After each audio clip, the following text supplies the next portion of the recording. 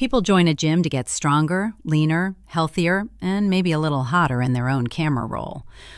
Then 5 minutes later, they're absolutely furious that the dumbbells are heavy, the treadmill moves, the trainer expects effort, and the mirror refuses to lie. Welcome to the only place where people voluntarily pay for discomfort, then act betrayed when discomfort shows up. These are 69 of the dumbest gym member complaints that made personal trainers want to retire. Fact 1. Dumbbells are heavy. That is not poor customer service. One new member was absolutely furious that the 30-pound dumbbell felt way heavier than she expected. She genuinely believed the label had to be wrong. Staff had to explain that in a gym, the weights usually do contain weight. Fact 2. Treadmills, in a stunning betrayal of modern trust, still move. One man stormed to the front desk, complaining that the treadmill would not stay still while he was trying to jog. He genuinely believed the belt should somehow support his run without rolling. The machine was fine. Reality was just moving faster than he was. Fact 3. Personal trainers are hired to make you work, not preserve your hairstyle. One woman booked her first training session, then filed a completely unhinged complaint because the trainer made her sweat too much and ruined her blowout. The workout was not abusive. Her scalp had simply been introduced to the concept of effort. Chamado? Fact 4. Gym mirrors have one sacred duty: brutal honesty. One member demanded the weight room mirrors be adjusted because they made her look more tired than she felt inside. Staff had to explain that the reflection was not a personal attack. It was just basic lighting, basic angles, and a mirror refusing to become her PR team. Fact 5. Spin class contained far too much spinning, according to one deeply offended member. He said he expected something more balanced, less intense, and not so aggressively bicycle adjacent.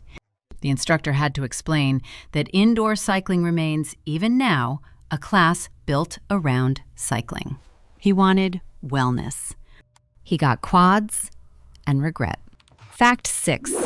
Hot yoga turned out to be hot, which one woman considered dangerously misleading. She left halfway through, absolutely furious that the room was warmer than her spirit preferred, and the stretching felt too stretchy. She demanded a refund. The class was not broken.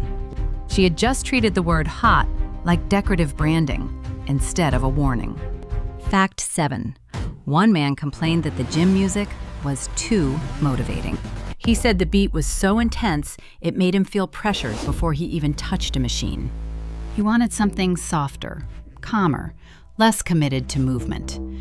Apparently, the real problem with the playlist was that it believed in him more than he believed in himself. Fact 8. Scales remain some of the most emotionally unavailable objects ever invented. One woman filed a complaint because the locker room scale displayed her weight too aggressively and offered no encouragement whatsoever. She wanted it recalibrated to reflect progress, not reality.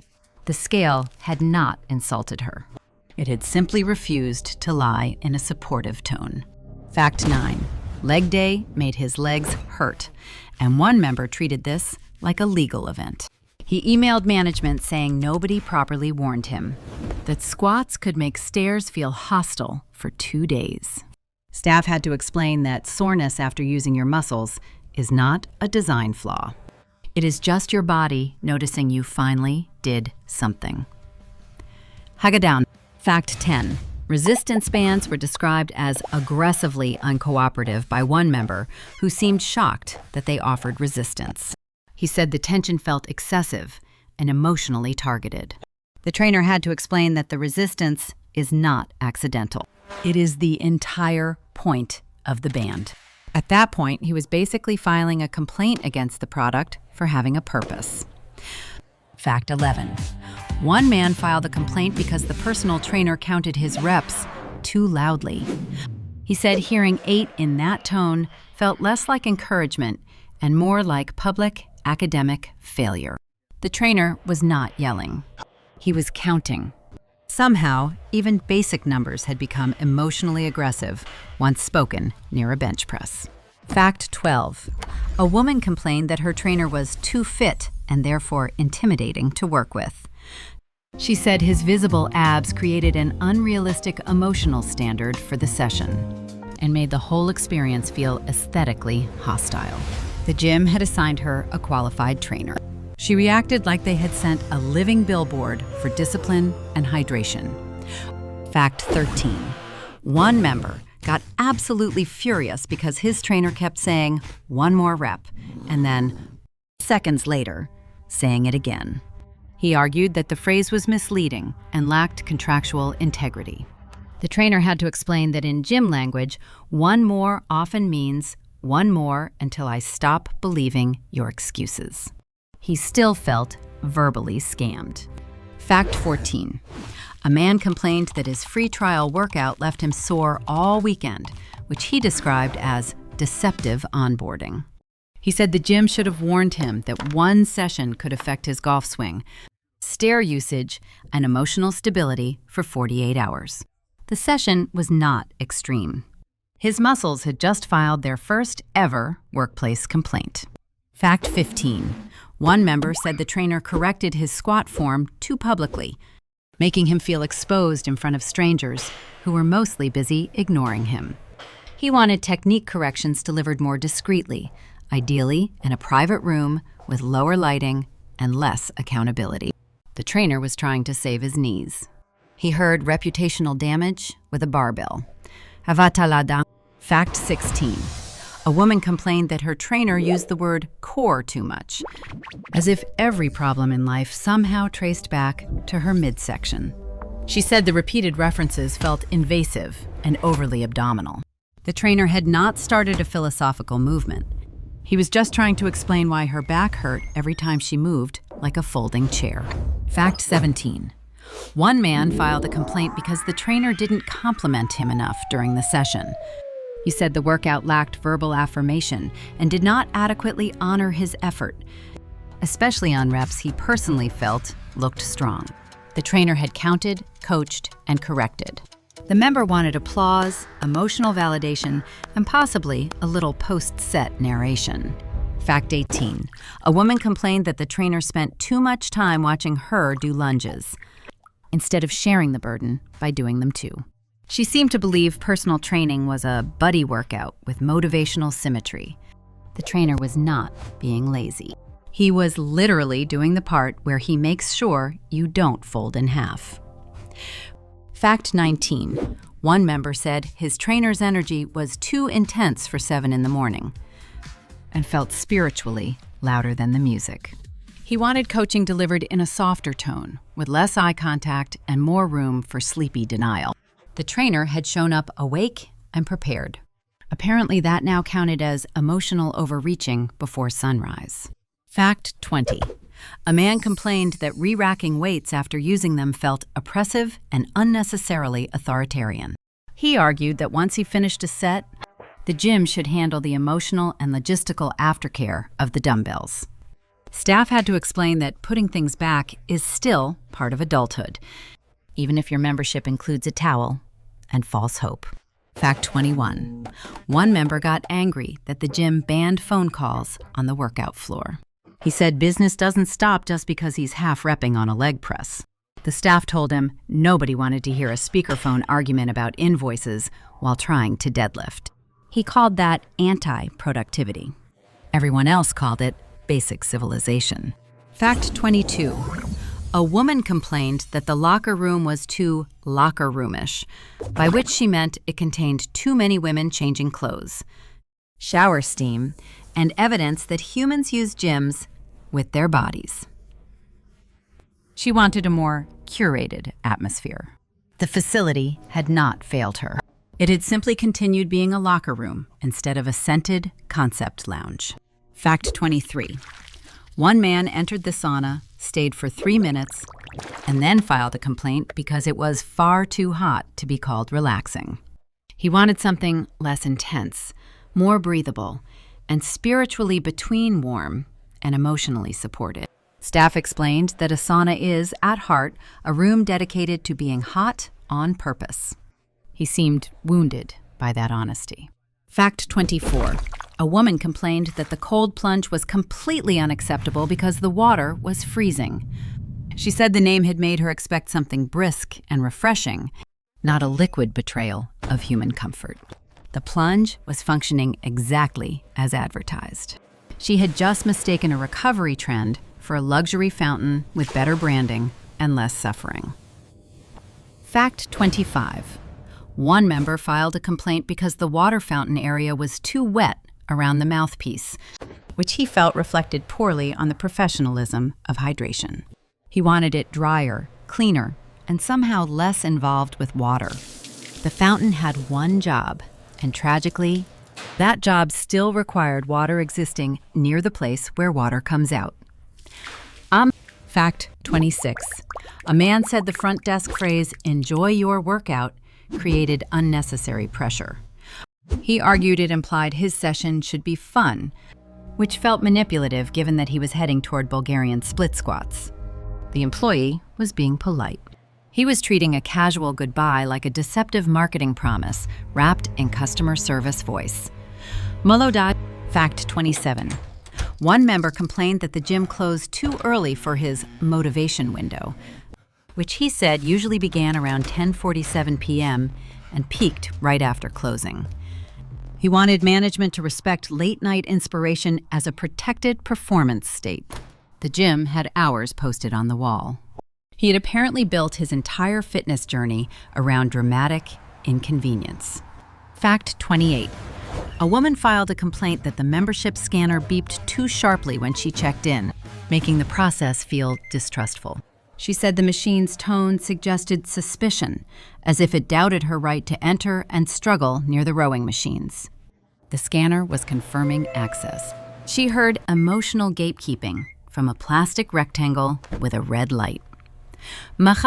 Fact 29. One man said his locker was too small for a normal workout setup, which apparently included shoes, laptop, meal prep, 3 supplements, a ring light, a tripod, and a hoodie with creative ambitions.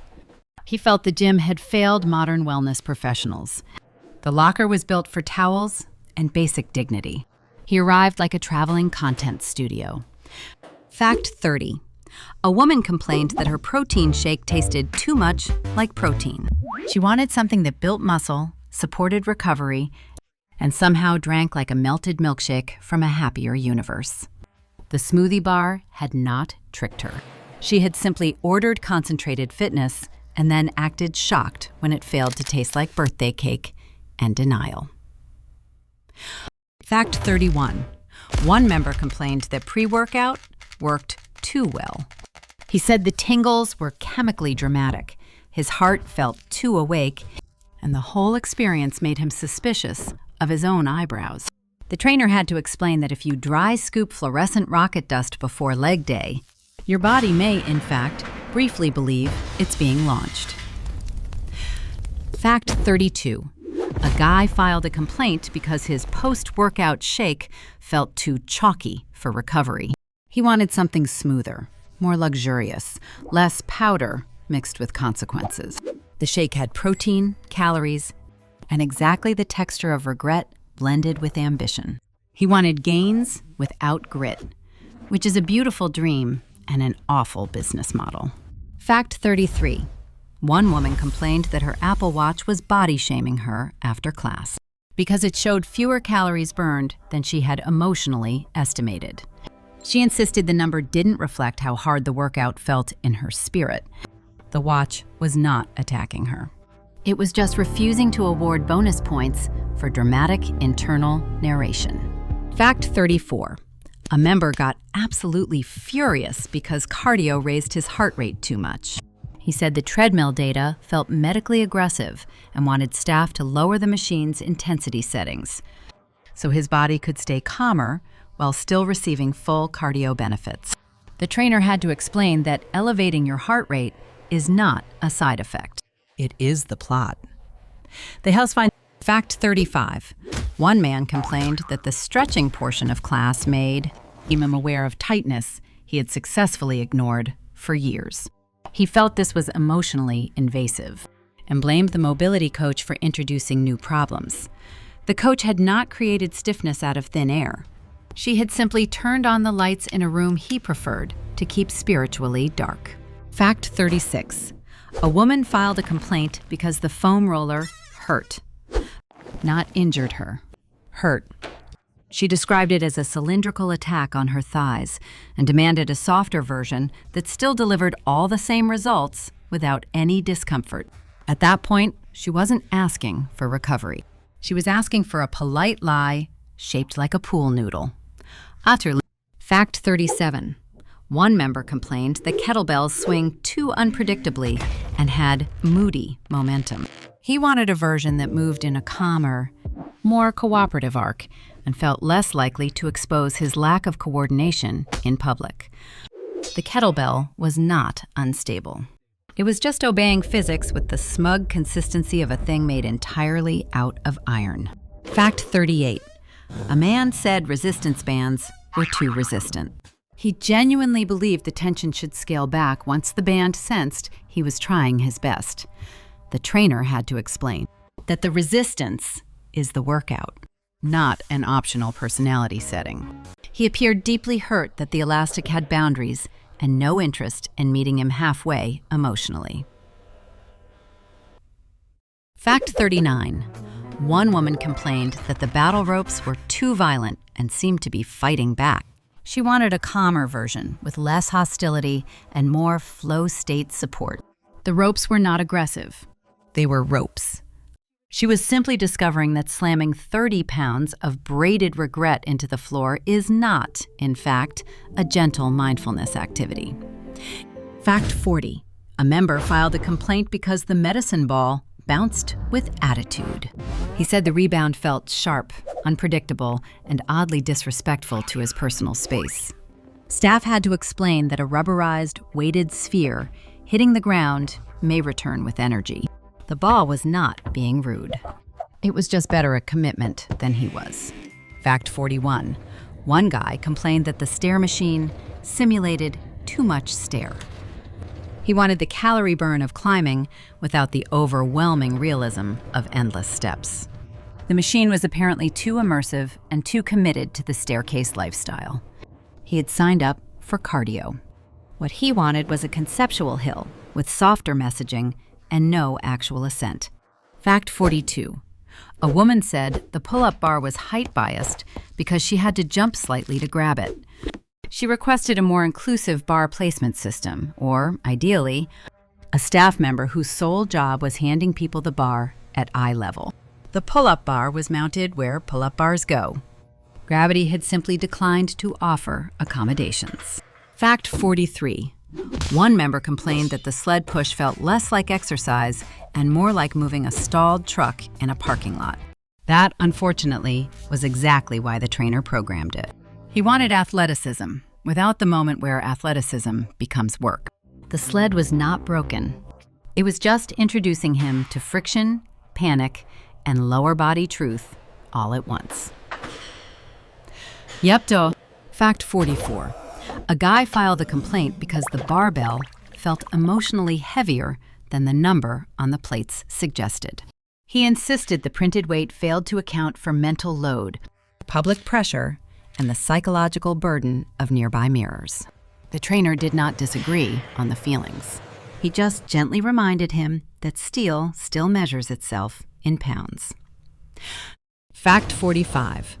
One woman complained that the TRX straps required too much trust. She said, suspending part of her body weight from hanging bands created an emotionally unsecured environment, and wanted a safer version that offered all the same benefits with less vulnerability. The straps were anchored perfectly. The real instability was her relationship with suspended accountability. Fact 46. A member got furious because the gym lighting was too revealing and made the free weight area feel like a fluorescent truth chamber. He wanted softer bulbs, kinder shadows, and a more forgiving visual atmosphere around the mirrors. The lights were not hostile. They were simply exposing posture, pores and a level of bench confidence unsupported by his setup. Tide Nadi. Fact 47. One woman complained that the mirrors reflected her from the wrong side. She believed the angle was subtly anti-flattering and wanted the gym to adjust the mirror placement to match her preferred visual profile. Staff had to explain that a wall mirror does not choose sides. It just reports what enters the frame and lets the emotions sort themselves out afterward. Fact 48. A man said the gym smell was too gym-like. He described the mix of rubber flooring, disinfectant, and actual human effort as a hostile wellness aroma and wanted something cleaner, calmer, maybe citrus, with less evidence of movement. The facility was sanitized and normal. He was simply offended that fitness still has a smell, and none of it is vanilla serenity. Fact 49. One member complained that the motivational quote wall was too direct. No excuses felt to her like an attack on nuance, context, and the complexity of being tired on a Tuesday. She wanted the messaging softened into something more emotionally flexible. The wall had not insulted her. It had just displayed the kind of sentence that doesn't leave room for negotiation. Fact 50. A woman filed a complaint because the class leaderboard felt like public humiliation in digital form. She said seeing her name below stronger riders created a cardio caste system and discouraged her from healing at her own pace. The screen was tracking performance. She wanted participation ribbons for wattage, resistance, and the emotional labor of being visibly average. Fact 51. One man complained that the smoothie bar should know his macros without asking. He found it exhausting to explain his goals to staff every time he ordered, and believed eye contact alone should communicate his current protein-to-carb philosophy. The barista was making shakes, not reading bodybuilder tea leaves. He wanted telepathic nutrition with extra ice and less dialogue. Fact 52. A woman got upset because the instructor kept saying, "Feel the burn," which she considered pain glorification and emotionally outdated coaching language. She said the phrase encouraged an unhealthy relationship with discomfort and asked for something gentler. Maybe notice the warmth. The class was not abusive. It was just still using fitness phrases written before everything needed a therapist. Fact 53. One member complained that the playlist seemed to time its loudest beat drops to his hardest sets, making him feel mocked during moments of visible struggle. He described it as audio-based humiliation and suspected the instructor was doing it on purpose. The DJ was not coordinating with his suffering. He just happened to fail the rep right when the chorus got brave. Fact 54. A man demanded a refund because he didn't have abs after 1 month. He said he had attended several sessions, thought positive thoughts about protein, and generally felt the gym had enough time to begin delivering visible architecture. The trainer had to explain that core definition still depends on effort, diet, and patience. He seemed shocked that membership dues alone weren't doing crunches overnight. Fact 55. One woman complained that her glute program made her glutes bigger. She had specifically signed up for lower body growth, but once her genes fit differently, she treated the outcome like an unauthorized body modification. The trainer had not surprised her. The program simply worked faster than her emotional readiness for visible success in the exact area she requested. Fact 56. A member wanted to build muscle but not look like he lifted. He requested results that were obvious enough to impress people, but subtle enough that nobody could say he tried too hard. The trainer had to explain that the human body doesn't really offer effortless gains, with plausible deniability as a package. He wanted transformation without evidence of participation. Fact 57. One woman joined hot yoga and then filed a complaint because the room was hot. The poses were difficult, and the whole thing made her feel sweaty in a very specific way. She argued the class name should have been more emotionally transparent. Staff gently reminded her that the title was already doing all the warning it could in 2 words: Matan. Fact 58. A man asked if someone else could do his cardio for him, then somehow transfer the benefits afterward. He was completely serious and framed it as an efficiency question. The trainer stared at him for a moment, perhaps reconsidering several life choices, then explained that cardiovascular adaptation still prefers direct participation. He wanted second-hand endurance like it was passive smoke. Fact 59. One member complained that seeing people eat bananas before workouts made the gym feel unsafe for her diet. She said the smell created carb pressure and disrupted her nutritional boundaries during vulnerable moments near the squat rack. The bananas were not taunting her. They were just existing in public with potassium and a wildly offensive level of practical usefulness. Fact 60. A man complained that his personal training felt too personal. He didn't like that the trainer remembered his weak points, corrected them, and referenced previous sessions like a man keeping notes in a file. He wanted support without pattern recognition. The trainer wasn't overstepping. He was just doing the deeply inappropriate act of paying attention to the person he was paid to train. Harako. Fact 61. One woman asked whether the dumbbells came in lighter-feeling versions, not lighter weights, just emotionally lighter. She wanted the same calorie burn, same toning benefits, same visible progress, but without the psychological heaviness of picking up something that clearly wanted her to earn it. The trainer had to explain that fitness still comes packaged in objects that feel exactly like effort. Fact 62. A man filed a complaint because the air conditioning in the gym felt too committed to fitness. He said the blast of cold air hit him every time he got sweaty, creating an atmosphere of aggressive recovery he had not consented to. The HVAC system was doing normal HVAC things. He was just angry that the room refused to stay at the perfect temperature for one moving target. Fact 63. One member complained that the gym towels were too small for the emotional scale of her workout. She said the towel technically absorbed sweat, but not in a way that honored the magnitude of what she had gone through on the rowing machine. She wanted something larger, softer, and more respectful of her struggle. The towel had failed only in narrative support. Fact 64. A guy got furious because the stretching coach told him to breathe through discomfort, which he interpreted as being charged extra for oxygen advice. He said breathing was already something he did on his own and found it insulting that the class kept bringing it up like a premium skill. The coach was not upselling air. She was trying to keep him from folding like cheap patio furniture. Fact 65. One woman complained that the gym floor was too reflective after cleaning and made walking to class feel performance-based. She said seeing her shoes mirrored underneath her created unnecessary pressure to move with purpose. The floor was not dramatic.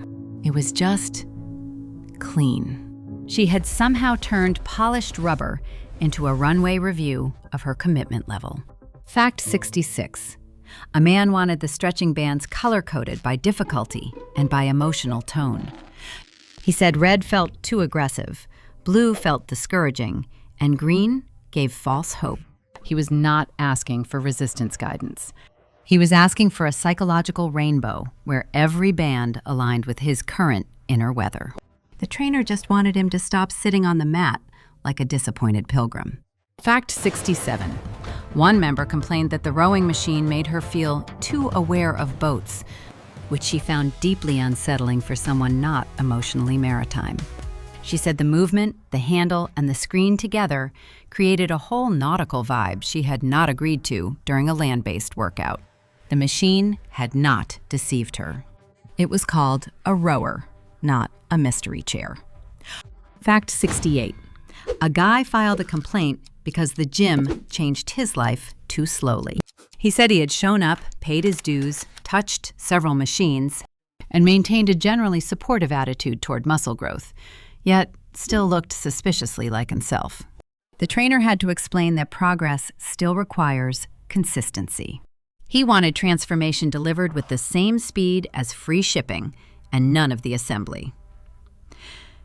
Fact 69. And finally, one member complained that after 6 weeks at the gym, he felt stronger, slept better, had more energy, and was visibly leaning out. But the entire process had been far too inconvenient. He wanted all the results without the soreness, sweat, scheduling, appetite, laundry, or effort. In other words, he didn't hate the gym. He hated that the gym worked exactly like a gym. If you had to retire one gym member on site, who's getting their key fob revoked first? Drop the fact number in the comments, hit like if this made your soul cramp, and subscribe before someone files a complaint because the kettlebells looked too emotionally dense.